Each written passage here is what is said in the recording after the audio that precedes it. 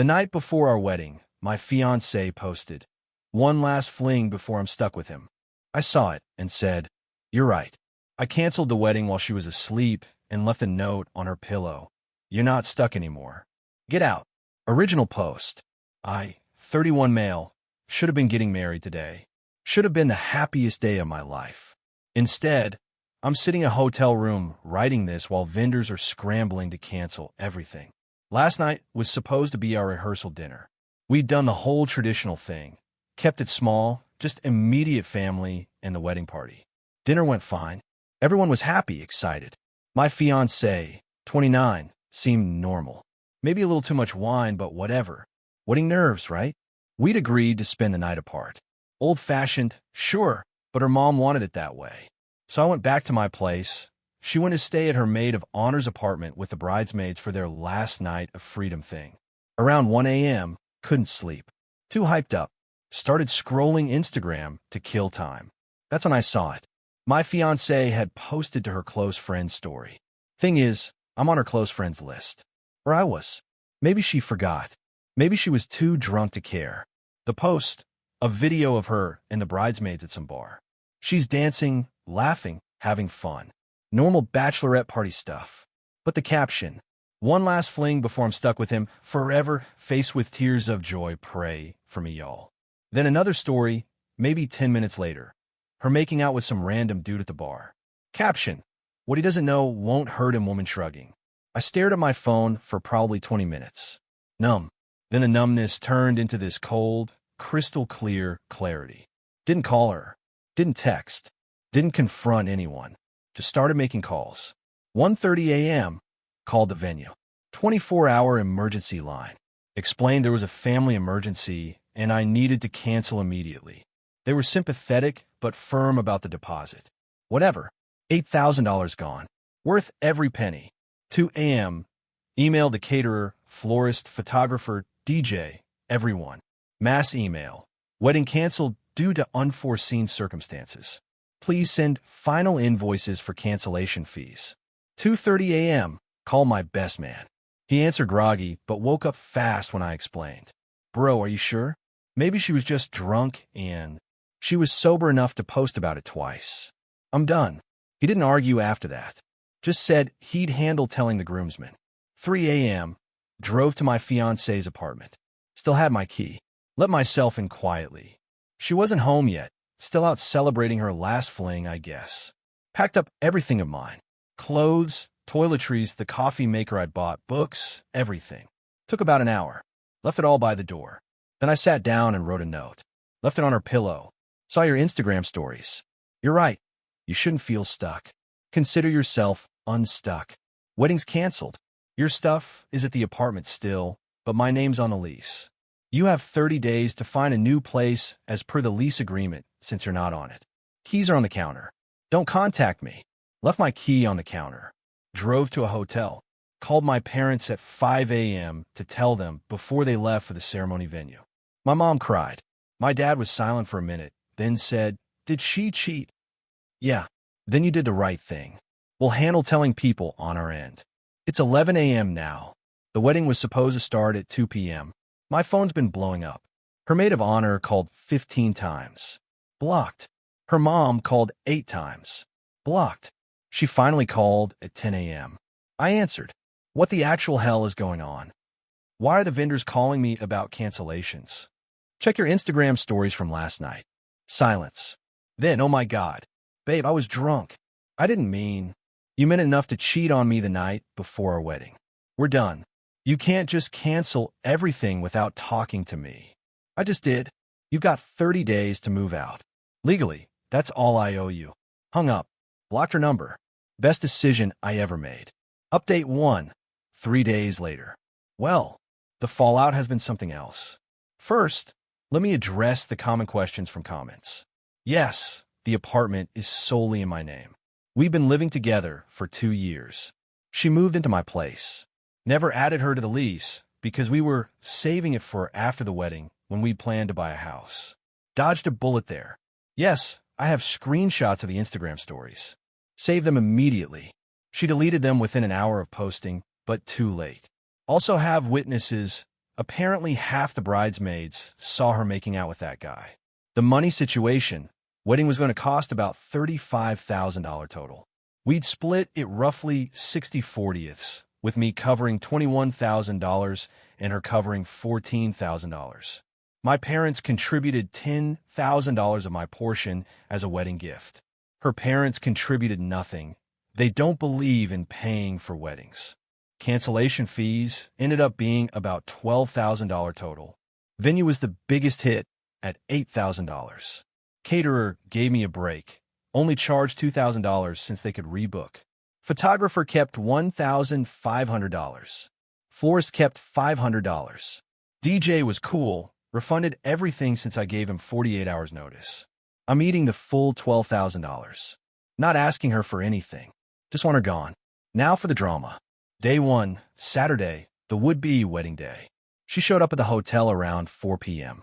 Don't know how she found me. Probably called every hotel in the area. Hotel staff called my room first. Thank God. Told them I wasn't available for visitors. She apparently made a scene in the lobby, crying, saying I was being unreasonable, that we needed to talk. Security escorted her out after she refused to leave. She left a note at the front desk. Please, we can fix this. I made a mistake. Call me. I didn't. Day 2, Sunday. Got a call from her mom. Different number, so I answered without thinking. You humiliated my daughter. Do you know how embarrassing it was to have to tell everyone the wedding was off? Not as embarrassing as watching my fiancée cheat on me on Instagram the night before our wedding. She was drunk. Young people make mistakes. She's 29, not 19. And being drunk isn't an excuse for cheating. You're overreacting. She barely even kissed him. Your daughter posted about having one last fling before being stuck with me. That's not a mistake. That's how she really feels. Well, now she has no husband, no home, and no money. What's she supposed to do? Not my problem. She made her choices. You're heartless. I always told her you were too controlling. Hung up. Blocked that number 2. Her maid of honor posted on Facebook. I heard through my best man, some people just can't forgive a simple mistake. Real love means working through problems, not running away. Sending love to my girl who deserves so much better. The comments were mixed. Some people defending her, saying I was harsh. Others pointing out that cheating the night before your wedding isn't a simple mistake. My best man commented, funny how you left out the part where she cheated on him and posted about being stuck with him online.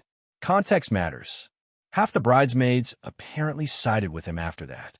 The story was getting around. Day 3, Monday today. This morning I got a certified letter from a lawyer. My ex-fiancée is demanding $14,000. Her contribution to the wedding costs be returned immediately, plus $5,000 for emotional distress and public humiliation. The letter claims I unilaterally canceled the wedding without consultation, and that her social media posts were private jokes taken out of context. Private jokes about cheating on me. Okay, call my own lawyer. He read the letter and actually laughed. She posted evidence of infidelity publicly, and now she wants compensation? I'll respond, but this is going nowhere. Save those screenshots. He sent a response this afternoon. My client acted within his rights to cancel a wedding upon discovering infidelity. The venue, vendors, and deposits were paid from his personal accounts. Your client's contribution of $14,000 was voluntarily given as a participant in planning the canceled event. No refunds are owed for voluntary contributions to a canceled wedding, particularly when the cancellation was caused by your client's actions. Regarding emotional distress, your client caused her own distress through her documented infidelity. Any further frivolous legal threats will be met with a countersuit for harassment. My client requests no further contact. I'm also documenting everything for when the 30 days are up, and I need to formally evict her if she's still in my apartment. Lawyer says I'm being more than generous with the 30-day notice. The entitlement is mind-blowing. She cheats, posts about it, and then wants me to pay her for the consequences of her actions? Nah. Update 2, 2 weeks later.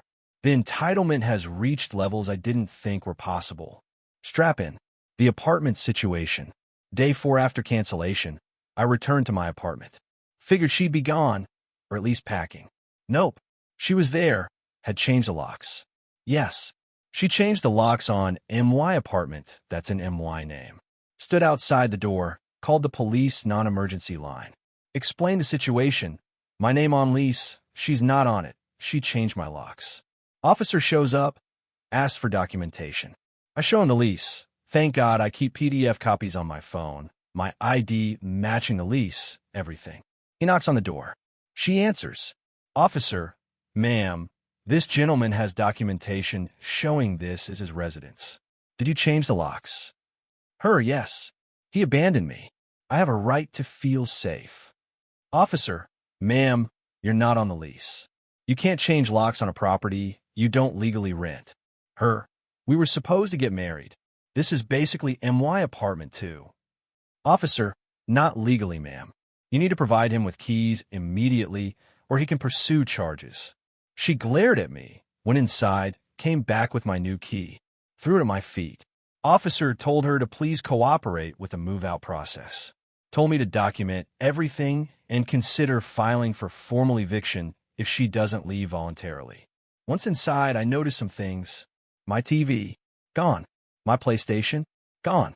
My nice noise-canceling headphones I'd bought myself for my birthday, gone. She'd borrowed them to her friend's place where she was staying sometimes. Called her immediately. Where's my stuff? It's safe. You'll get it back when we work this out. There's nothing to work out.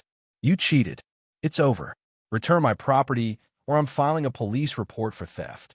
You're really going to press charges over a TV? That's insane. You're really going to steal from me after cheating? Yeah, I'm pressing charges if it's not back by tomorrow. She hung up. Got a text an hour later. Fine. I'll have my brother drop it off tomorrow. The money demands escalate. Her lawyer sent another letter. Now she's claiming she's entitled to compensation for the $14,000 wedding contribution. Still, $3,000 for therapy she needs due to the trauma I caused. $2,000 for moving expenses. $4,000 for breach of promise to marry. Total, $23,000. My lawyer's response was basically LOL no in legal language.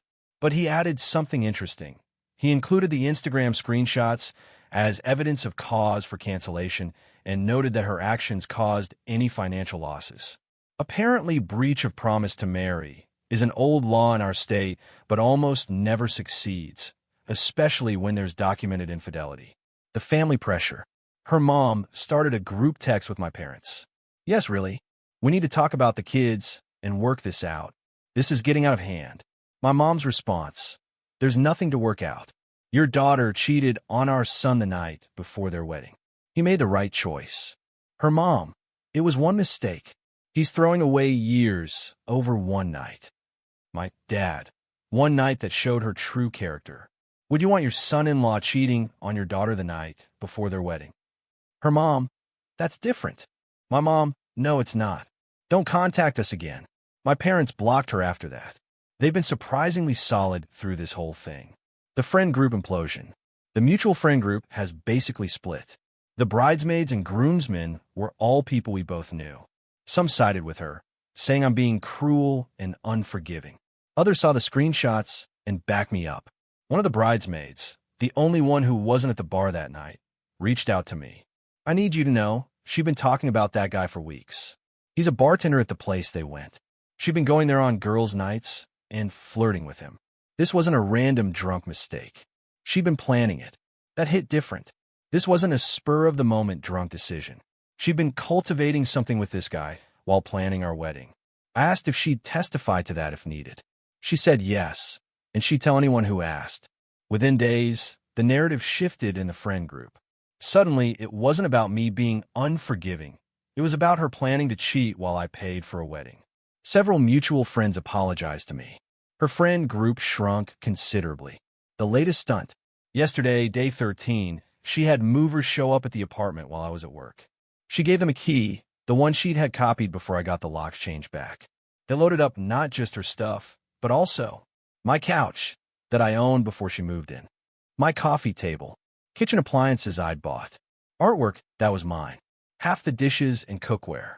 I got a call from my neighbor. Hey man, there's a moving truck at your place. Just wanted to make sure you knew. Left work early, got there as they were loading the truck.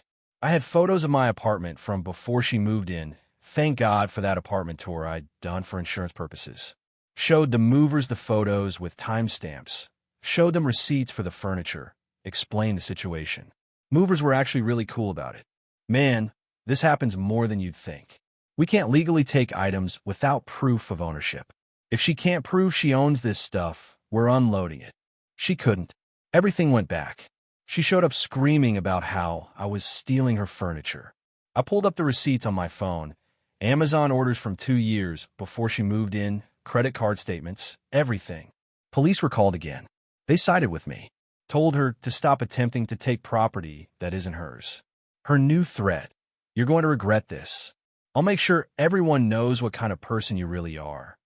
My response: enough was enough. That night, I posted on Facebook.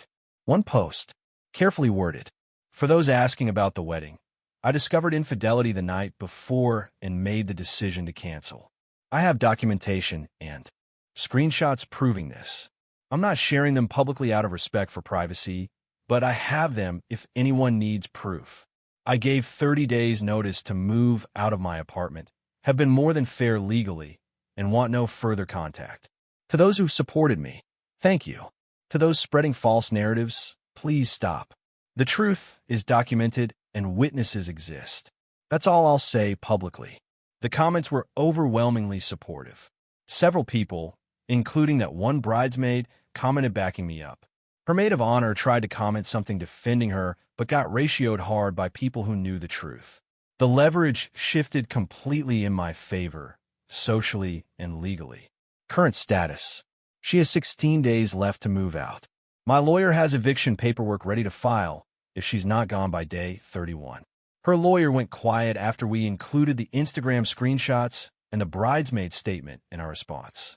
My stuff is all back and accounted for. Locks have been changed again to new ones only I have keys to.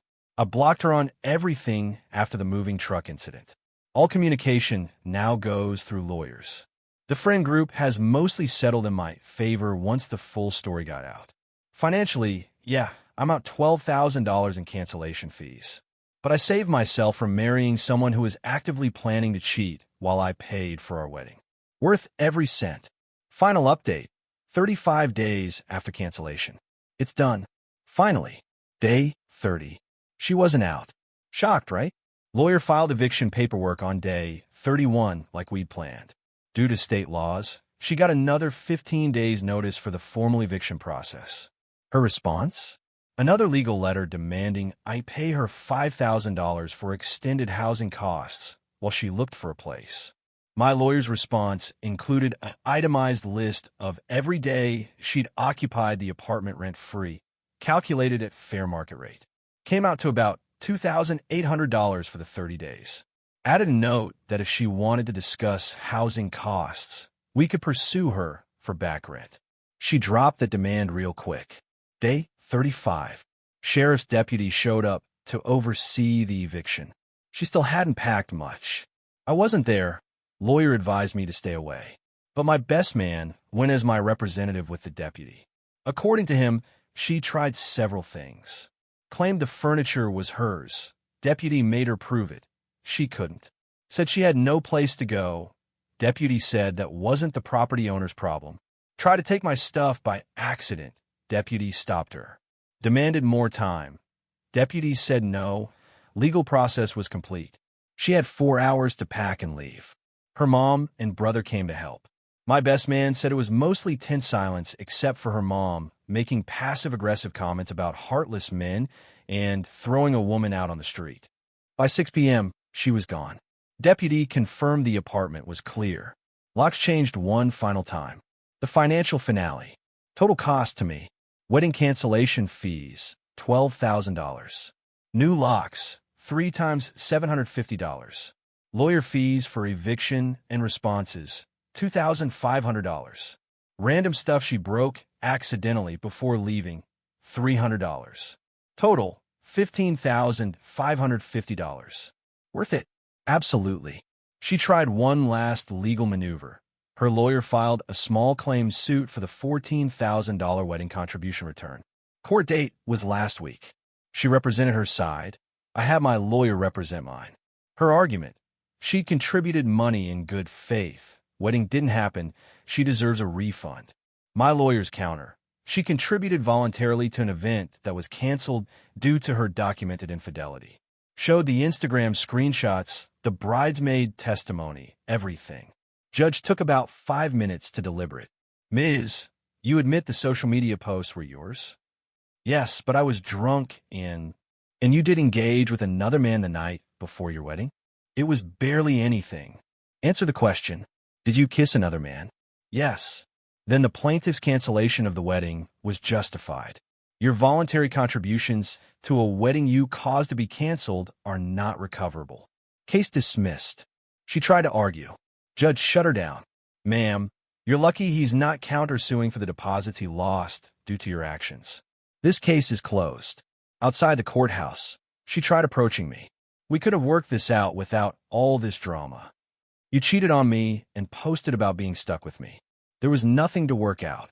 I wasn't actually going to go through with it. It was just talk. You did go through with it.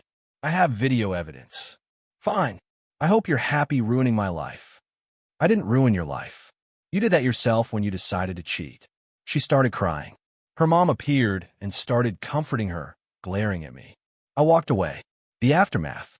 The ex is living with her parents now, according to mutual friends. Apparently, she's complaining constantly about rent costs and how unfair life is. Her mom is enabling her completely, from what I hear. The bartender apparently ghosted her after the wedding canceled. Shocker. Turns out he wasn't interested in a relationship, just a hookup. She found that out when she tried contacting him after everything went down. Some mutual friends have tried to reconcile us. She's really sorry, and she's changed, and don't you miss her? No, I don't. Know what I miss? The version of her I thought existed. The woman I was going to marry. But that woman was a fiction. The real her is someone who'd cheat, lie about it, post it online, and then demand I pay her for the consequences. Where I'm at now, apartment is mine again. Redecorated a bit. Got some new furniture to replace what felt too connected to her. Feels like my space now. Financially recovering. The $15,000 hit hurt, but I was saving for a house down payment, so I'm still okay. Actually kind of relieved I didn't buy a house with her. Dating? Not yet. Not even close. Trust issues are real. Therapist says that's normal and I shouldn't rush anything. Work's been good. Threw myself into a big project and got recognition for it. Actually up for a promotion. The friend group stabilized. Lost a few people who couldn't let go of their loyalty to her, but the real ones stayed. Quality over quantity. My parents have been incredible. Dad took me to a sports game last week. Didn't even mention her once. Just hung out. Mom's been sending me random food deliveries to make sure I'm eating right. They're good people. Best man and I are planning a trip next month. Nothing crazy, just a weekend away. Dodged a bullet celebration, he calls it. Final thoughts. People keep asking if I regret not trying to work it out, or if I acted too hastily. No, she cheated on me the night before our wedding. While I was home excited about marrying her, she was at a bar kissing another guy and posting about being stuck with me. That's not a mistake. That's not cold feet. That's not something you work through. That's showing me exactly who she is. I'm not angry anymore. Not really. Just relieved. Relieved I saw who she was before I legally tied myself to her. Before we bought a house together. Before we had kids. Before I wasted more years. She did me a favor by being stupid enough to post it on Instagram. She handed me an out, and I took it. The entitlement throughout this whole process, demanding money, trying to take my stuff, playing victim, just confirmed I made the right choice. Some people in the comments said I should have confronted her first, given her a chance to explain. But honestly, what explanation exists for one last fling before I'm stuck with him forever? There isn't one. Not one that makes it okay. She wanted out, but was too coward to say it. So she sabotaged it in the worst way possible while still expecting me to go through with everything. I just helped her get what she really wanted. Freedom for being stuck with me. You're welcome. To everyone who's been following this story, thanks for the support. It helped knowing I wasn't crazy for doing what I did. And to anyone in a similar situation, trust your gut. When someone shows you who they really are, believe them. Don't marry potential. Don't marry the person you hope they'll become. Marry who they actually are. I almost married someone who would cheat on me and post about it. That person doesn't exist to me anymore. Moving forward now. Finally, this will be my last update. Time to close this chapter for Real. Peace.